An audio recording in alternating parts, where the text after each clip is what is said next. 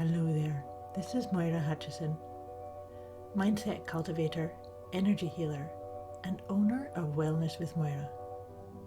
I'm thrilled to bring you my new series on managing your mindset. You will learn perspectives, ideas, tips and techniques which are all intended to inspire and show you how you can reach your full potential. Have you been feeling stuck? Or are you feeling stuck? Maybe you are knowing that you need to change something. Maybe you're playing with different ideas of what success is. What is success to you? Looking at success in your own self, with your healthy, wealthy way of being, what does success look like? And if you're not there, then the truth of it is that you need to change. And all too often, we tend to run away from the idea of change, and therefore we run away from the idea of success, or our success, our flavor of success.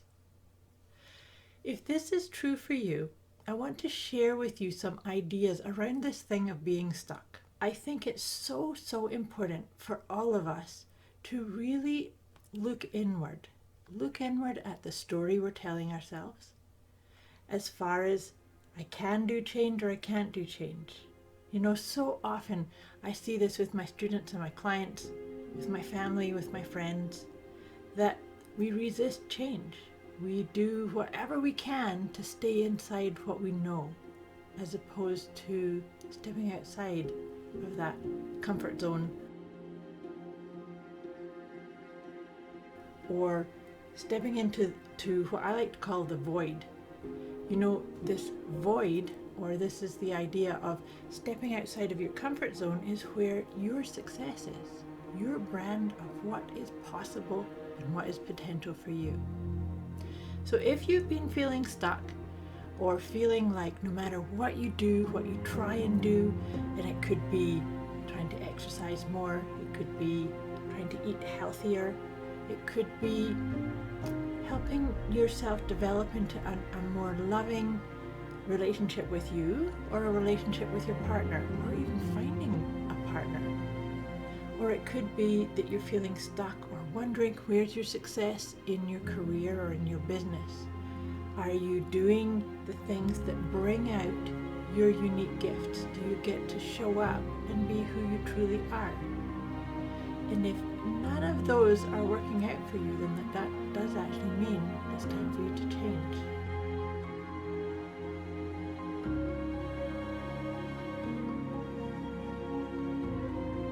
It's time for you to change or rewire, to look at where's the limitations. Where is the stories that you sold yourself or told yourself and got that's created this sense of being stuck? And being stuck and playing small. I think this is a really important part about the first step is to become aware of where are you.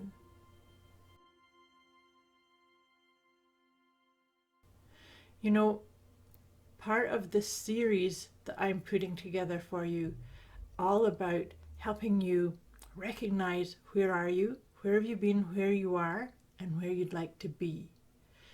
All of these things are so important, because we are actually all on a journey, and we all will get to where we're going. But sometimes we stay in a situation a bit too long, simply because we may be listening to an inner dialogue that's saying, you can't do this, or you're not good enough, or you're not worthy, or people like you can't do things like this. It could be a past pattern that you have allowed to continue into your adult life, or into this version of you. For myself, the reason that I am so passionate about helping people step into change, not only change, and that's what the topic is, what we're dealing with in this segment is about change, but also getting clear on what is your brand of success. What does success mean to you? And what's the meaning of success for you individually, for you in a relationship, for you as a career person, or as an employee. It doesn't really matter where, because ultimately we all do want success. But for some people, success could be earning $100,000 a year, whereas other people want to be multimillionaires. Does it mean that either of those levels are different from one another? Well, yes, but at the same time, the person who is happy and feels successful in earning the 100,000 shouldn't then look at the one that's saying, well, I want to earn $1 million, and think there's something wrong with them.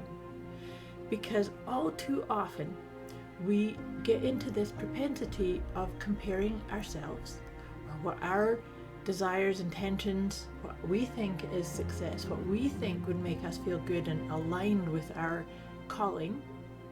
Then we look at other people and think, oh, well, what I just decided I wanted isn't good enough, or I need something bigger or better.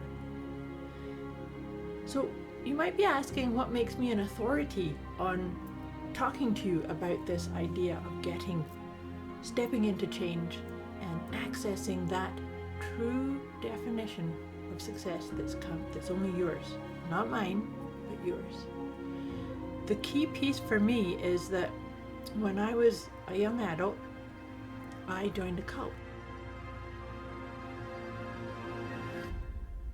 So I did not give myself any space to define what success was for me. I listened to what other people told me. I gave away my personal power. I didn't get to access what is it I wanted to do.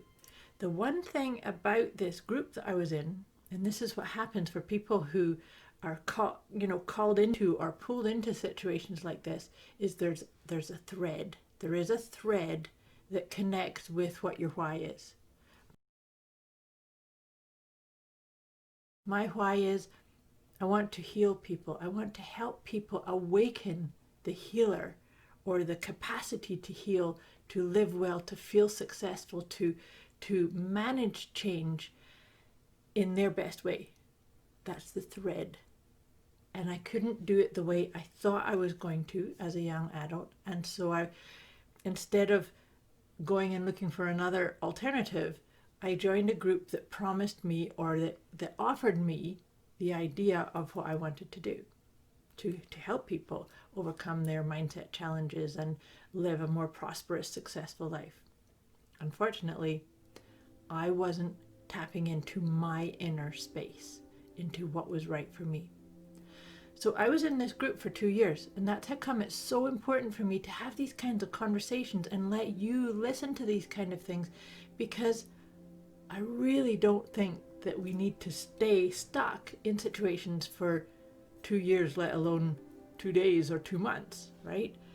The key piece here is, for me, I kind of needed to stay in there for long enough for me to kind of start going, oh, hey, wait a minute. I thought, or I felt I was going to be able to have some more discernment, or have more ability to choose what I wanted, to choose where I lived, to choose with whom I lived, to choose if I wanted to have a day off.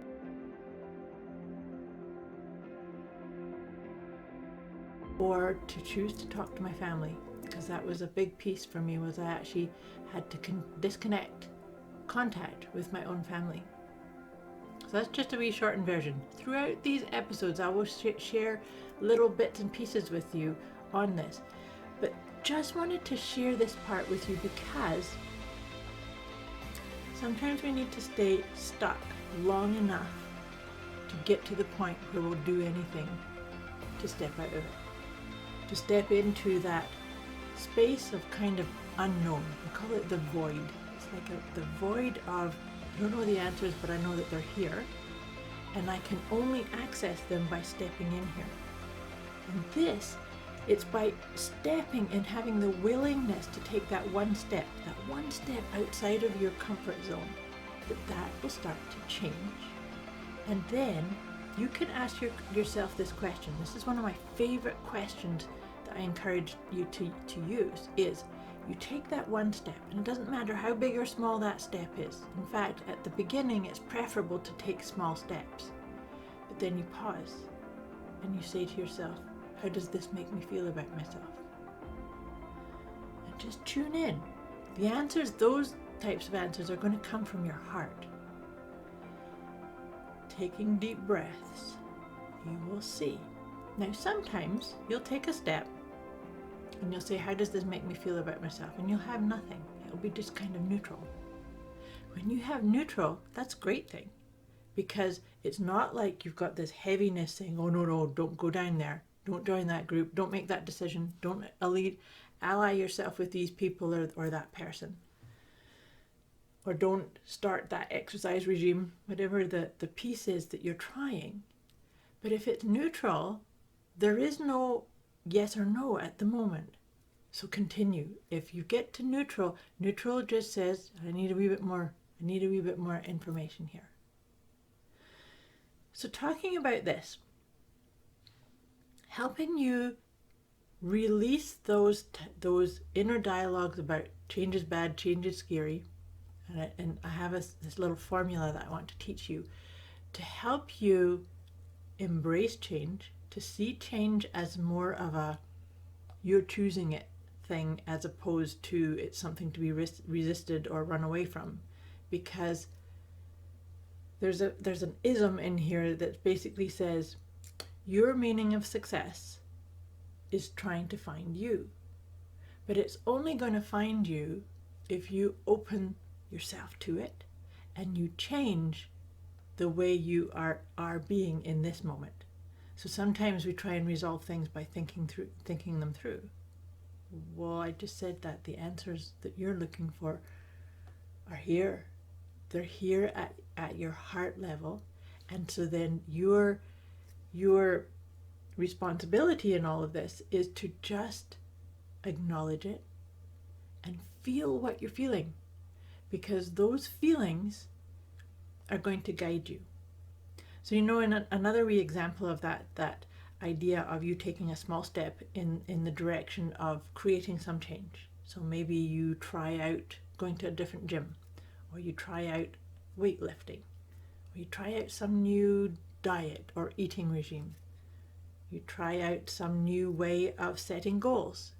Maybe you try out maybe you actually apply for a new position, or maybe you try out pitching to that new client or that company that you've been wishing that you could get in the door. Doesn't matter what it is, you choose.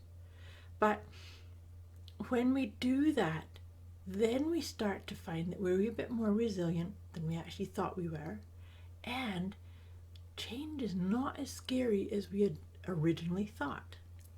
So this is the key piece, is to actually start realizing that change is not that big scary monster to be run away from.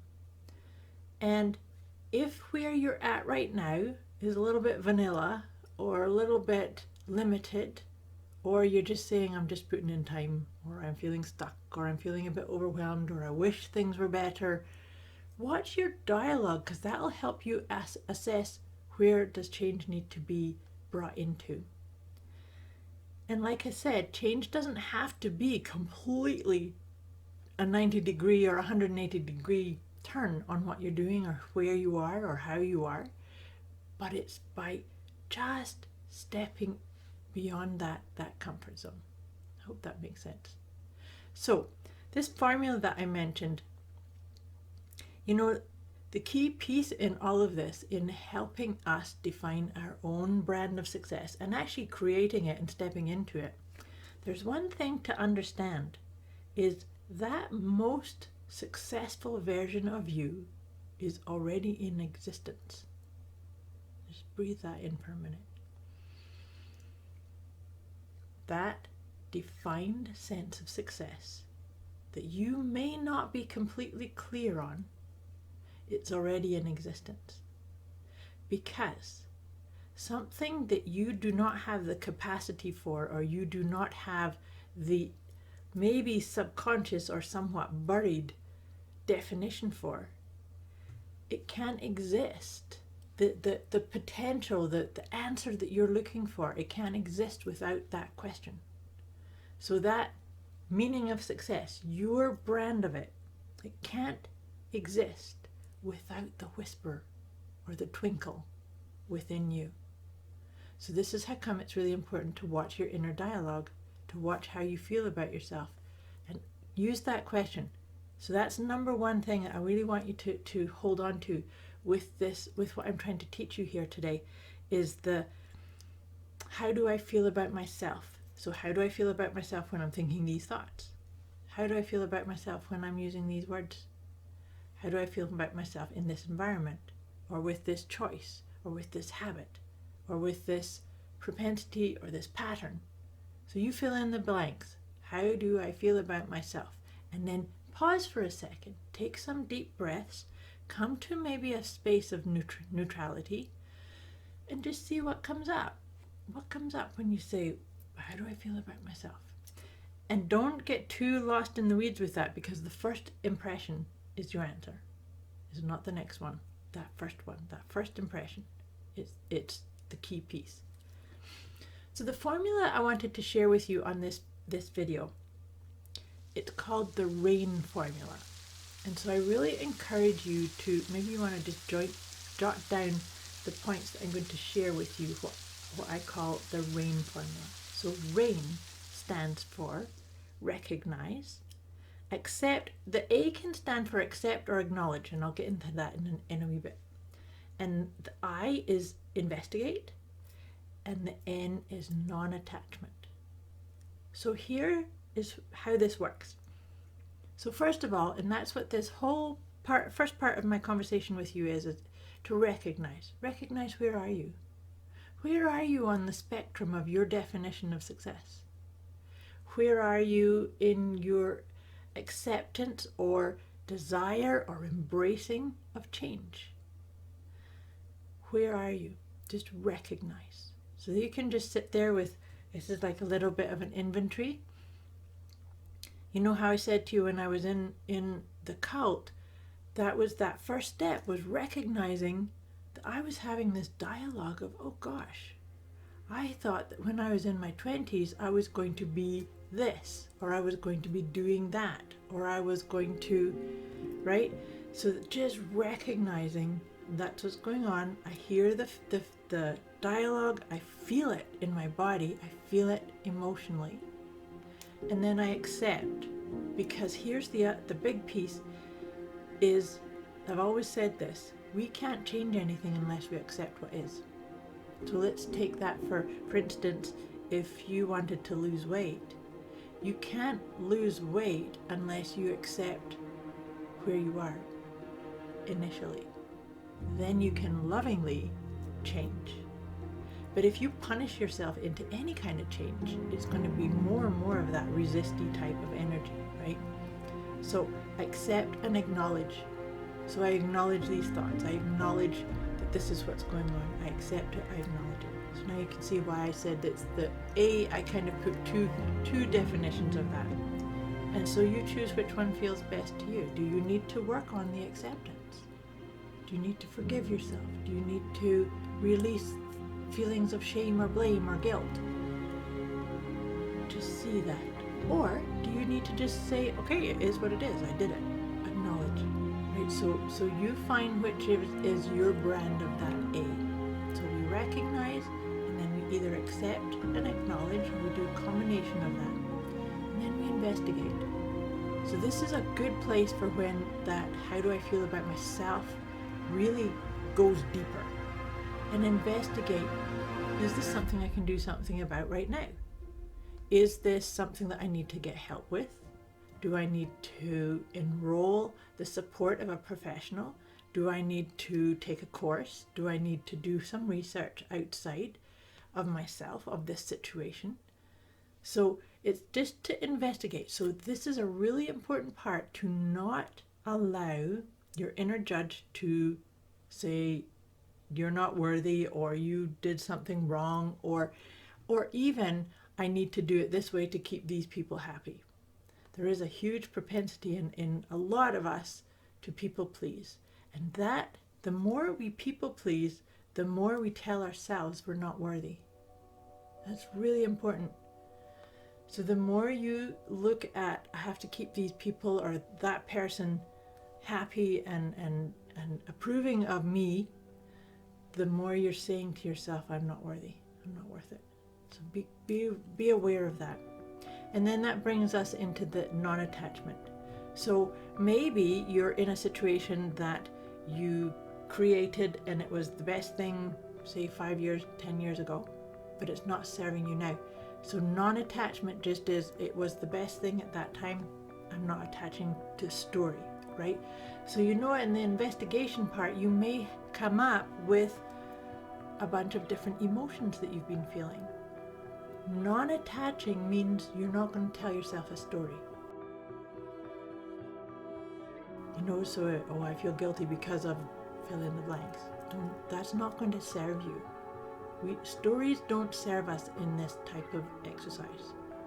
So I hope that helps you start to ease into change in your best way, as well as the intention of this whole RAIN formula, the recognize, accept or acknowledge, investigate, and non-attachment to any stories or things that you may ascribe to it.